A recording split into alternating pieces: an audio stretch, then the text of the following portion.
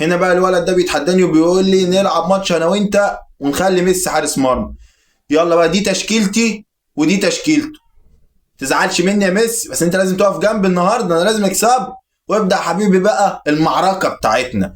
رحت على طول، هو خد هجمه كده وراح على الجول. ايه يلا ماشي ماشي بزكي عليك يا حبيبي، وجابها جول. ميسي بتاعنا على الله حكايته. بعدين نلعب بقى، خد واحده مني بقى، دي الحلويات بقى، اتفرج بقى مش اي حد. بعدين كده النتيجه بقت 1-1، وخد يا حبيبي ده التاني، اتفرج اتعلم اتعلم، مش اي حد يشوط. ميسي قصير اصلا، مش هيجيب الاجوان دي ويصدها يعني. العب على طول، ورحت حطيت له واحده كده ايه بره كده. معلش يا ميسي، انت لازم تبين قدوتك يعني انك انت بتعرف تصد. بعدين هو رد عليا بقى بهجمه حلوه كده ايه، ميسي صدها عندي بقى عشان انا لسه مدربه. يا ميسي لسه مدربه. بعدين حطينا ايه الهجمه دي، ايه يا ميسي معلش 2-2. بعدين بقى ما رحمتوش بقى. خد بقى يا حبيبي اتفرج بقى، بص التصويبات بتتشاط ازاي. كده كده